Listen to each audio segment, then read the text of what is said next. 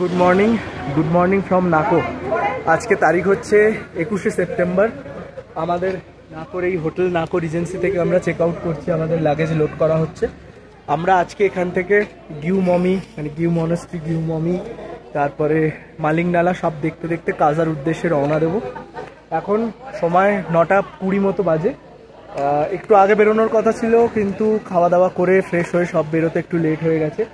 তো ফাইনালি আমরা আমাদের মেন যে ডেস্টিনেশন, মানে যেটার জন্য এই ট্রিপটা, যে স্পিতি ট্রিপ, সেটা স্টার্ট হতে চলেছে অফিসিয়ালি আজকে থেকে। নাকোর পর এই যখন আমরা কাজার দিকে ঢুকবো তখনই স্পিতিতে প্রবেশ করা যায় বলা, মানে স্পিতিতে প্রবেশ করে গেছি এটা বলা যায়। তো সবাই মোটামুটি ঠিক আছে, এখনো পর্যন্ত কারোর শরীরে কোনো অসুবিধা নেই। এক দুজনের শুনলাম একটু নাক দিয়ে ব্লিডিং হয়েছে, কিন্তু সেটার কারণ হচ্ছে নয় জল কম খেয়েছে আর বা খুব বেশি অ্যাক্টিভিটি করেছে, সেটা করা উচিত নয় এখানে।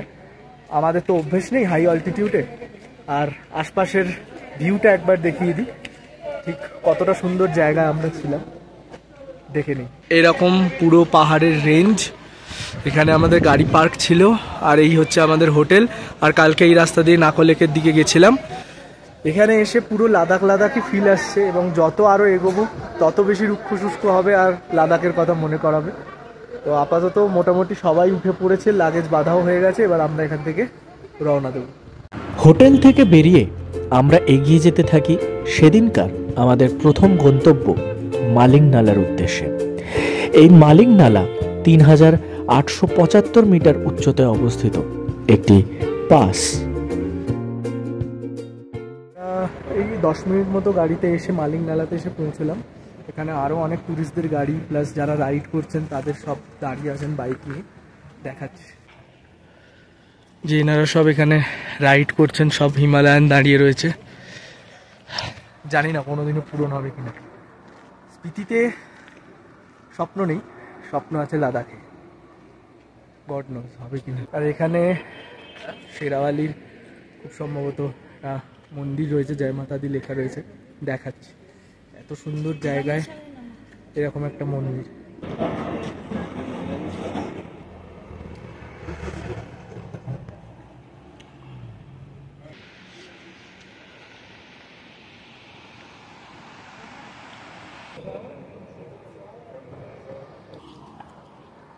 এখানে সামনে জলটা দেখা যাচ্ছে, যার জন্য এই জায়গার নাম মালিং নালা।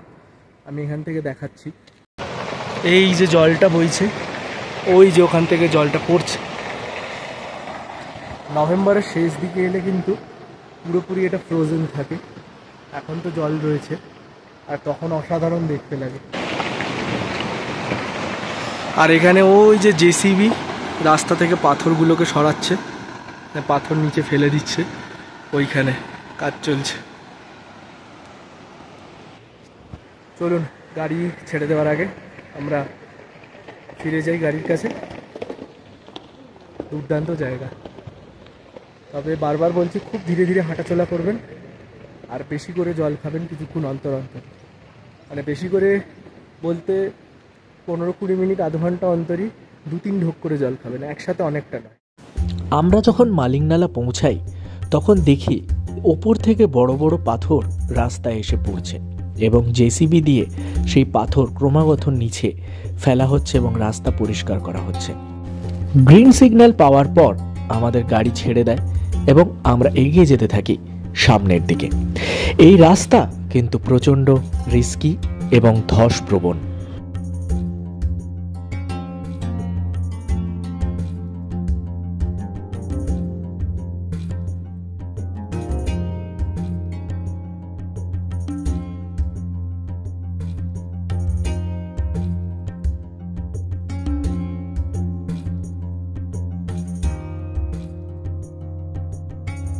মালিং নালা ছাড়িয়ে বেশ কিছু দূর যাওয়ার পর আমাদের একটি গাড়ির টায়ারে আবার সমস্যা হতে থাকে, তাই আমরা দাঁড়িয়ে পড়ি এবং ড্রাইভার দাদারা টায়ার ঠিক করার কাজে লেগে পড়ে। রাস্তায় যেখানে আমরা দাঁড়িয়েছিলাম সেখানে খুব সুন্দর এবং বড় একটি প্রেয়ার হুইল চোখে পড়ে, তাই সেটি দেখার জন্য আমরা সেখানে চলে যাই।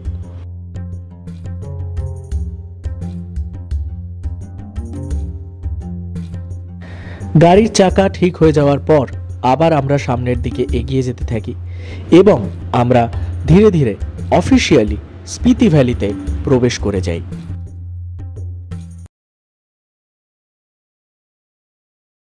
স্পিতি ভ্যালিতে ঢুকছি, ওখানে লেখা রয়েছে ওয়েলকাম টু স্পিতি ভ্যালি। বাঁ দিকে গেলে কাজা পড়বে।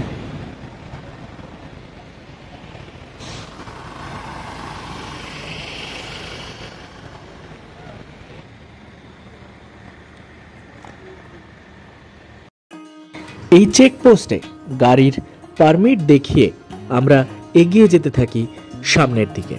এর পরের গন্তব্য ছিল গিউ মনাস্ট্রি, যেখানে আমরা দেখে নিয়েছিলাম গিউ মমি।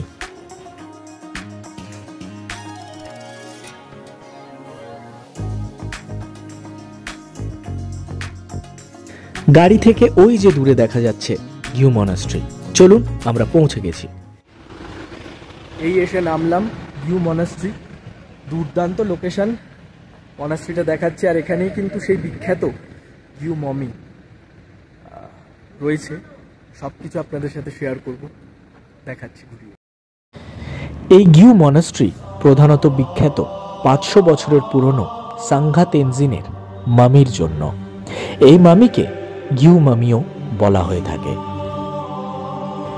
এই অঞ্চল থেকে চীনের বর্ডার মাত্র 5 কিলোমিটার মতো দূরে অবস্থিত। চারিদিকে রয়েছে ইন্ডিয়ান আর্মির বাংকার।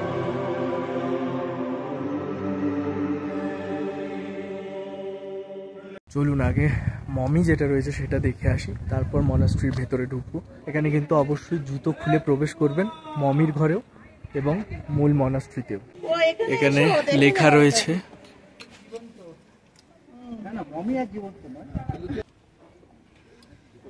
আচ্ছা, মূল মনাস্ট্রি এইটা মূল মনাস্ট্রি, আর মমি এখানে রয়েছে।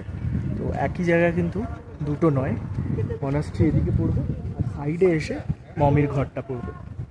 চারদিকে যে পাহাড় রয়েছে সেই সমস্ত পাহাড়ে কিন্তু বিভিন্ন জায়গায় ইন্ডিয়ান বাংকার রয়েছে এবং এখান থেকে চায়না বর্ডার মাত্র 5 কিলোমিটার। তো বুঝতেই পারছেন যে কোন জায়গায় দাঁড়িয়ে আছি।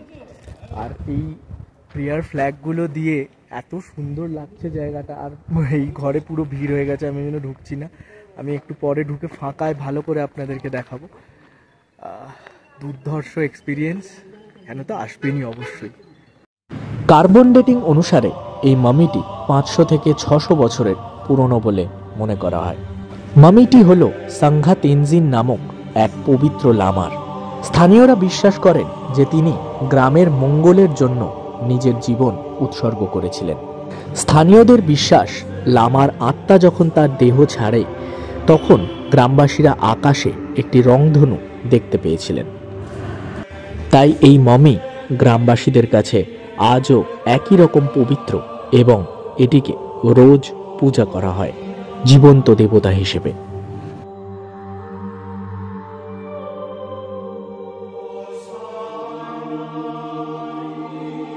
মমি দেখে গিউ মনাস্ট্রির সামনে এসেছি, এবার মূল মনাস্ট্রিতে প্রবেশ করব।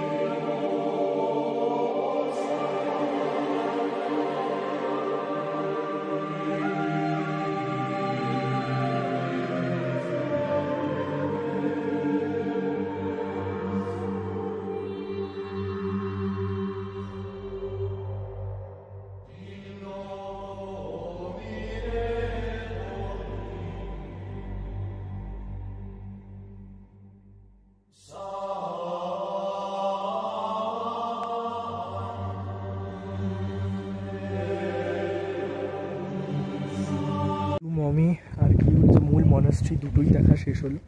এবার এই পাশ দিয়ে সিঁড়ি করা রয়েছে যেটা দিয়ে আপনি মনাস্ট্রির বেশ উপর দিকে যেতে পারবেন, সেটাই যাব। এইখানটায় ছিলাম, ওই যে গিউ মমির ঘর, আর এই সিঁড়ি দিয়ে উপরে উঠে এলাম। এখান থেকে আরও সুন্দর ভিউ পাওয়া যাচ্ছে, দুর্দান্ত।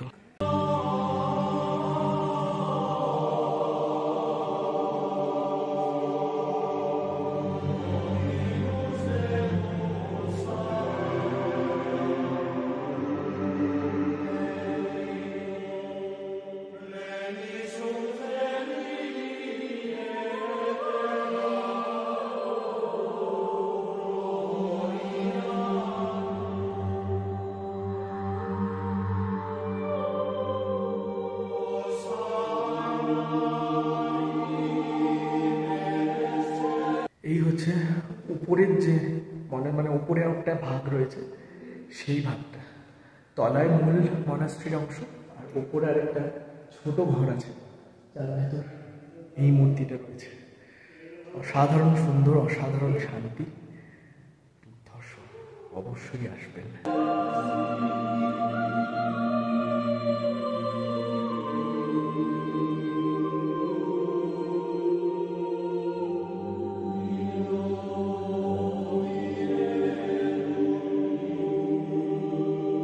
গিউ মনাস্ট্রি এবং গিউ মমি দেখে আমরা এগিয়ে যেতে থাকি টাবোর উদ্দেশ্যে। সেখানে আমরা দেখে নিয়েছিলাম টাবো মনাস্ট্রি এবং সেখানে দুপুরের লাঞ্চটাও সেরে নিয়েছিলাম। আর আপনারা শুধু দেখুন এই রাস্তা, এই ল্যান্ডস্কেপ, আহা কি অপূর্ব। চলুন, আমরা পৌঁছে গেছি টাবো মনাস্ট্রি।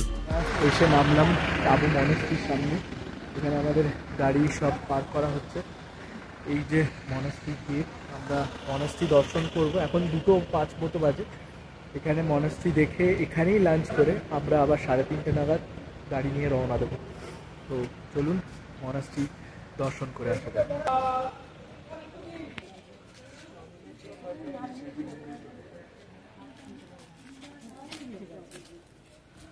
এখানে ঢুকে এরকম অজস্র আপেল গাছ, পুরো আপেল বাগান, আর এইরকম সব আপেল ধরে রয়েছে। দুর্দান্ত লোকেশন। যাচ্ছি, এই বাঁ হাতে হচ্ছে নতুন মনাস্ট্রি আর ডান দিকে গিয়ে পুরনো মনাস্ট্রি।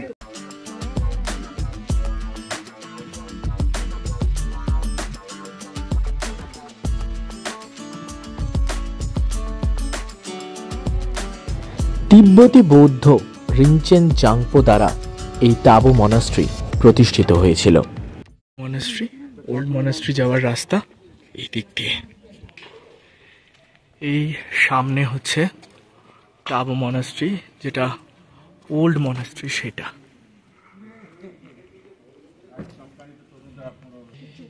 সকাল 9টা থেকে 1টা, 1টা থেকে 2টোয় লাঞ্চ ব্রেক বন্ধ থাকে, আবার 2টো থেকে 5টা অবধি খোলা থাকে।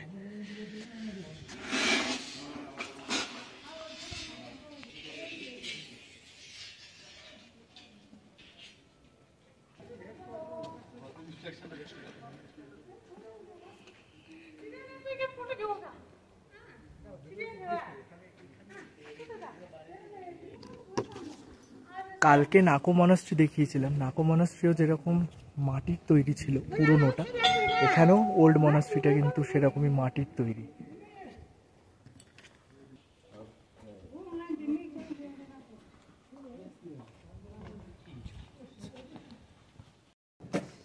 ভেতরে কোনোভাবেই ফটোগ্রাফি বা ভিডিওগ্রাফি অ্যালাউড না, কারণ মনাস্ট্রির ভেতরের পুরো দেওয়াল জুড়ে সেই অজন্তা ইলোরার মতো আঁকা রয়েছে, মানে দেওয়াল চিত্র রয়েছে।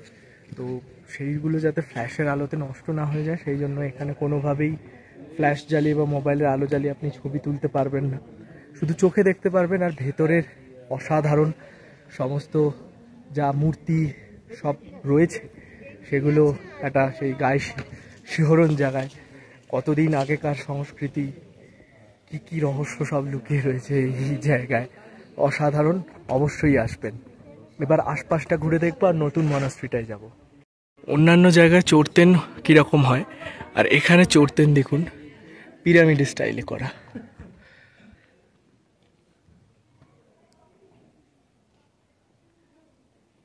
আপনারা এখানেও থাকতে পারেন। এখানে নাম্বারটা পজ করে আপনারা নিয়ে নিতে পারেন। এখানে এই ওল্ড মনাস্ট্রির ঠিক গায়ে এটা। যদি এখানে থাকেন তাহলে এটা একটা মেমোরেবল হয়ে থাকবে। দুর্দান্ত লোকেশানে এই হোমস্টেটা দেখিয়ে দিলাম। যদি ইচ্ছুক থাকেন তাহলে ওই নাম্বারে কল করে নিতে পারেন। করা রয়েছে অসংখ্য, এখানে বিভিন্ন জামা কাপড়, তারপরে লকেট, ফ্রিজ ম্যাগনেট সব পেয়ে যাবেন। তবে দাম কি অনেকটাই বেশি। আমি একটা ফ্রিজ ম্যাগনেট নিয়েছি। আর এইটির সামনে হচ্ছে নিউ মনাস্ট্রি। একবার নিউ মনাস্ট্রিটা ঢু মেরে তারপর খেতে চলে যাব।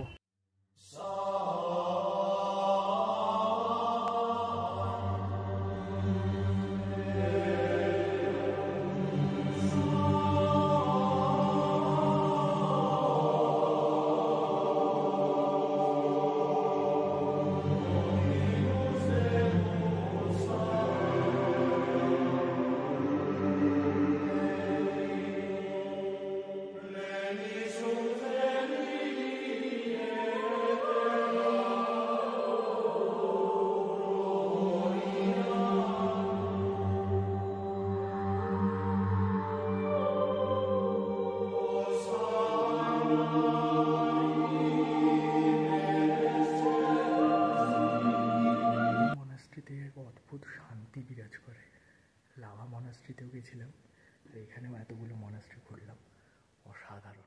লাঞ্চ করছি, অর্ডার দিয়েছি 1 প্লেট ফুল চিকেন মোমো, 200 টাকা, 10 পিস থাকবে। খেয়ে দেখি কেমন। এখানে অন্য কিছু খাবার রিস্কই নিচ্ছে না, কারণ ভাত মানে কি বলবি, রাজমা চাওয়াল অত ভালো লাগে না, ম্যাগিও সব জায়গায় খুব একটা স্বাদ ভালো লাগছে না। সেফ হচ্ছে মোমো, আর পাহাড়ি জায়গায় এসে মোমো খাওয়ার মজা আলাদা। মোমো খাবো, খেয়ে নিয়ে আবার রওনা দেবো।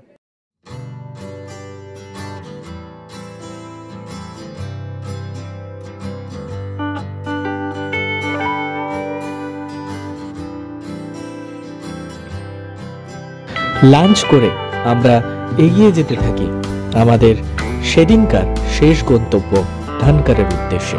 সেদিনকার আমাদের রাত্রিবাস ছিল ধানকারে। ধানকারে গিয়ে আমরা দেখে নিয়েছিলাম ধানকার মনাস্ট্রি।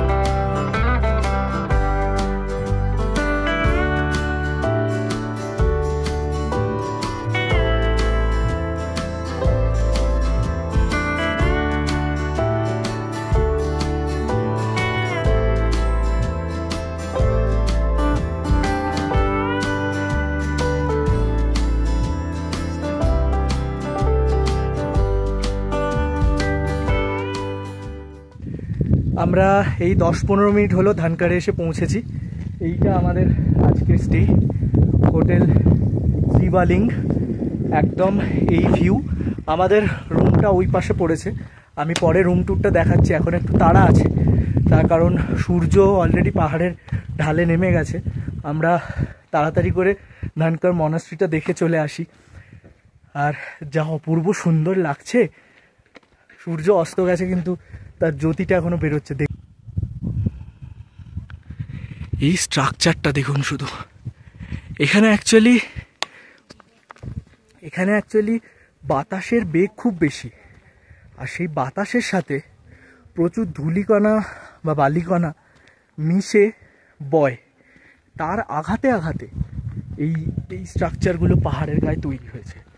মানে তার ঘর্ষণে, ওই হাওয়ার সাথে যে ধূলিকণা বালিকণাগুলো বয়, তার ঘর্ষণে এই জিনিসটা ফর্ম হয়েছে। দুর্ধর্ষ মানে টোপোগ্রাফি, দুর্ধর্ষ কি বলবো, স্ট্রাকচার চারিদিকে অসাধারণ। আর সামনেই পাহাড়ে বরফ পড়ে আছে, এতদিন অনেক দূর থেকে দেখছিলাম, এখন একদম কাছে চলে এসছে। এই রাস্তা ধরে যেতে হবে ধানকার মনাস্ট্রি দেখার জন্য। আমরা এখন এগিয়ে চলেছি। সামনে আমাদের গ্রুপের এক আঙ্কেল রয়েছেন, বাকি অনেকেই এগিয়ে গেছেন। অনেক মানে যত মনাস্ট্রি খুব পপুলার আছে, তার মধ্যে অনেক দিনের ইচ্ছে ছিল এই গিউ মনাস্ট্রি আর এই ধানকার মনাস্ট্রি সামনে থেকে দেখার। তো আজ একই দিনে দুটোই একসাথে পূরণ হলো। আর ফাইনালি ওয়েদার আমাদের সাথ দিচ্ছে। হ্যাঁ, একটা মানে not a single patch of cloud এখন আকাশে, কিচ্ছু নেই। এরকমই থাকুক, যাতে চন্দ্রতালে আমরা ভালো আকাশে ভালো তারা আর মিল্কি ওয়ে দেখতে পাই, আপনাদেরকেও দেখাতে পারি। কারণ পাহাড়ে ওয়েদারটা খুব ম্যাটার করে। হ্যাঁ, এই ঠিক আছে, তো পরের দিনই আবার বেঠিক। আপাতত ফোরকাস্ট সেরকম কিছু নেই প্রেসিপিটেশনে, তো দেখা যাক। আর 3টে দিন বাকি আছে, 22, 23, 24, এরকমভাবেই কেটে যাক। চলুন, আমরা প্রায় এসে গেছি মনাস্ট্রির কাছে। যদি ফটোগ্রাফি ভিডিওগ্রাফি অ্যালাউড থাকে ভেতরে, তাহলে পুরোটা ঘুরিয়ে দেখাবো।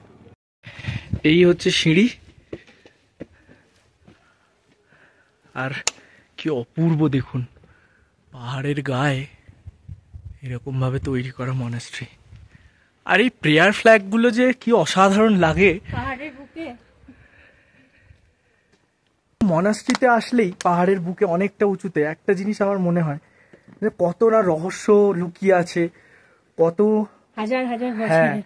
এটা আপনাদের মনে হয় কিনা কমেন্ট করে জানাবেন তো, যে একটা রোমাঞ্চ মানে অনুভব করেন কিনা। শুধু এতদূর আসতে পেরেছেন বলে নয়, মানে এমন একটা জায়গায় এসছেন, কত হাজার বছরের সংস্কৃতি, আর তিব্বতীদের নিয়ে কত রকমের রহস্যজনক কথাবার্তা বা জিনিস পড়া যায়।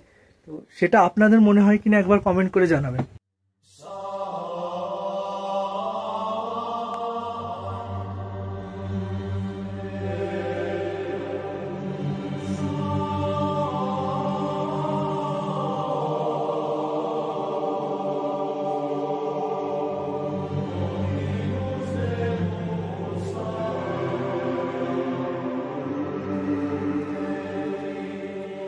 এদিকটা এসো, এদিকটা এসো।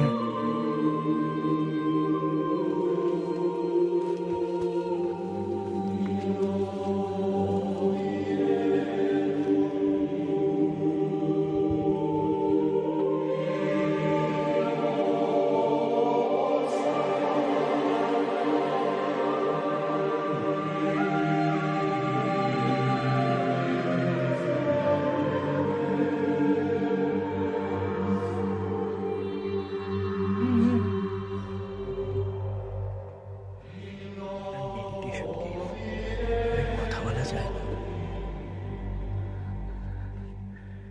এখানে উপরে কয়েন লাগানো, চারিদিকে কয়েন লাগানো।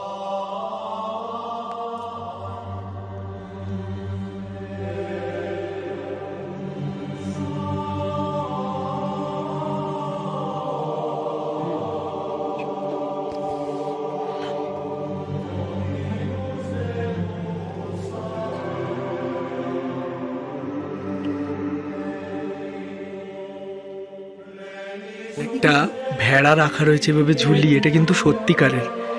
এখানে হাড় দেখা যাচ্ছে, লেখা রয়েছে ডোন্ট টাচ। আমি একবার ছুঁয়ে দেখলাম, সব অভিজ্ঞতা।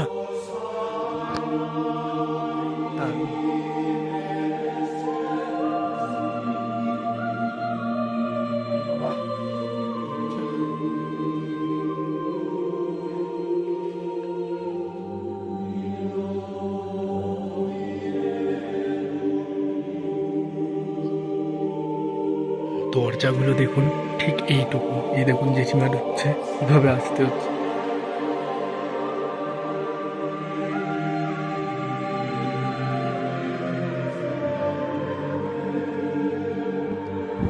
কেমন লাগলো এই ধানকার মনাস্ট্রি অবশ্যই জানাবেন। আমি ফটোগ্রাফি করতে পারবো না বলেও কিছুভাবে ম্যানেজ করে ভিডিও করে নিয়েছি। অবশ্যই জানাবেন কেমন লাগলো। কেমন লাগছে বলো? হিস্ট্রিতে ফিরে গেছি। রোমাঞ্চকর লাগছে?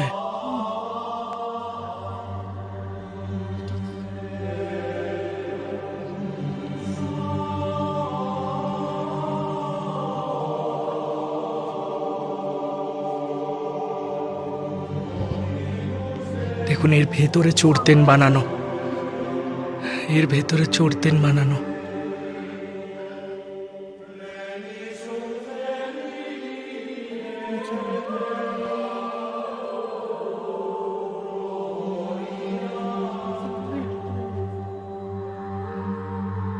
দুর্দান্ত।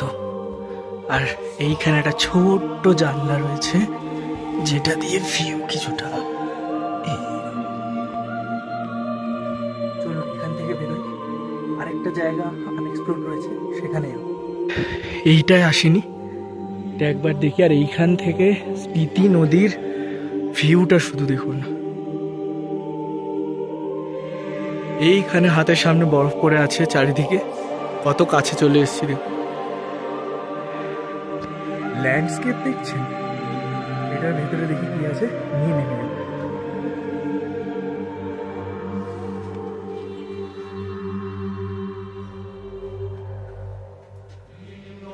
এটাও মনে হচ্ছে মেডিটেশন কেভ, কারণ এখানে গুহা আর এখানে আসন পাতা রয়েছে।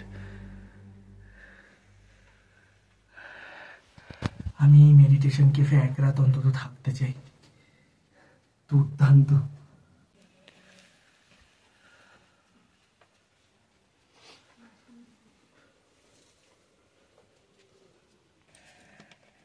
ছোট্ট প্রেয়ার হুইল।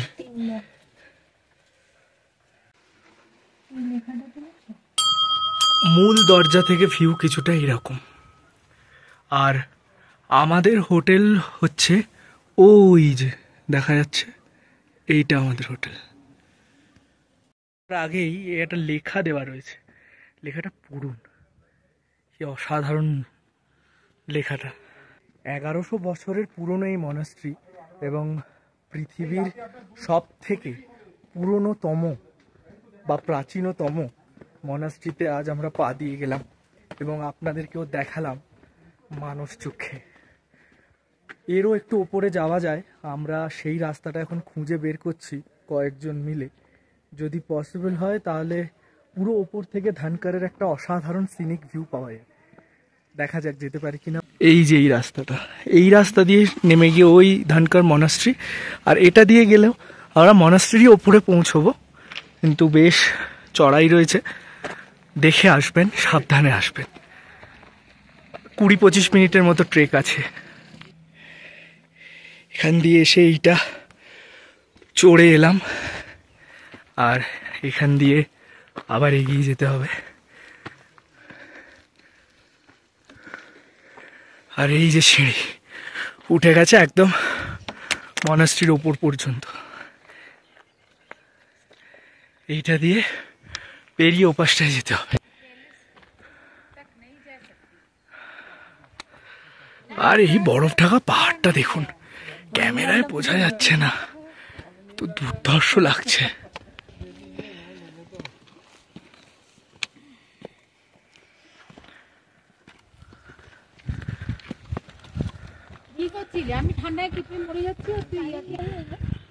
এই যে উঠছে, এরকম উঠতে হবে। আর এই পাশের ভিউ কিছুটা এরকম।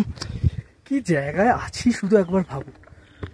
মনাস্ট্রি অবধি সবাই চলে আসতে পারবেন, এজেড পার্সন, কিন্তু এইটায় আসতে গেলে যদি সব কিছু শরীরে ঠিকঠাক থাকে, বিশেষ করে হাঁটু ব্যথা, কোমর ব্যথা, তাহলে আসবেন না, ট্রাই করবেন না।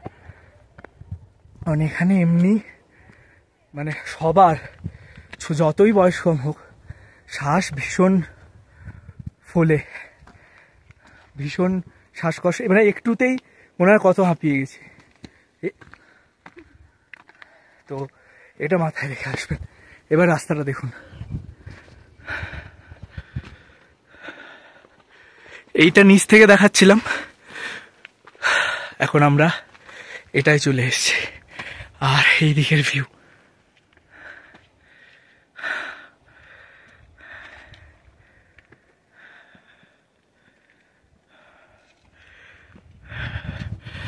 কতটা উঁচুতে আছি দেখে আন্দাজ করতে পারছেন নিশ্চয়ই।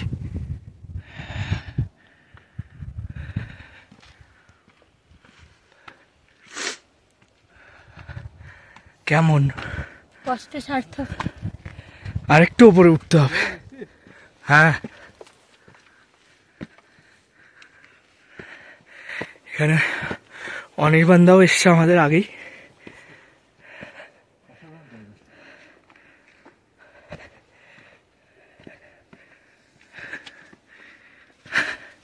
এইবার ভিউ দেখুন, আমরা ওইখানটায় ছিলাম, এই যে মনাস্ট্রির ওই অংশটা দেখা যাচ্ছে।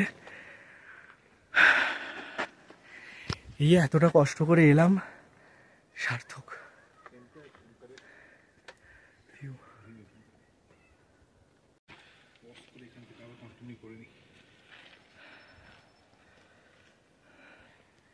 এই হোটেলটায় সঞ্জিত দ্বারা আছেন, আরো কিছু গ্রুপের মানুষজন আছেন, আর আমাদের ওই যে গাড়ি দুটো দাঁড়িয়ে আছে, এই যে এটা আমাদের হোটেল।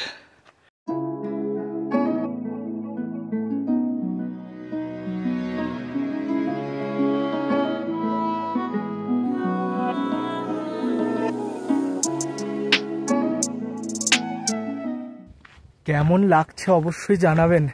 এতটা কষ্ট করে ওপরে এসে যে এই দৃশ্য আপনাদের সামনে তুলে ধরলাম আমরা, অবশ্যই জানাবেন কেমন লাগছে। আর কার কার আসার ইচ্ছে রইল এই ভিডিও দেখার পর, সেটাও কমেন্টে জানাবেন।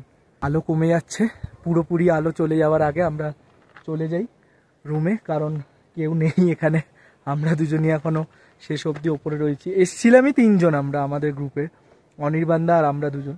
তো অনির্বাণদাও বোধহয় এর নিচে চলে গেছে। তো আমরাও এবার আস্তে আস্তে রুমের দিকে যাই, এবার গিয়ে ফ্রেশ হব। সারাদিন পুরো ধুলো খেয়েছি আর ঠান্ডাও বাড়ছে, এবার রুমে চলে যাই। চলুন। হচ্ছে শেষ হয়ে গেছে, মানে যাওয়া যাবে না, চারিদিকে ফাঁকা, কিন্তু অ্যাকচুয়ালি ওটা সিঁড়ি। এই সিঁড়িটা দিয়েই আমরা উঠেছিলাম।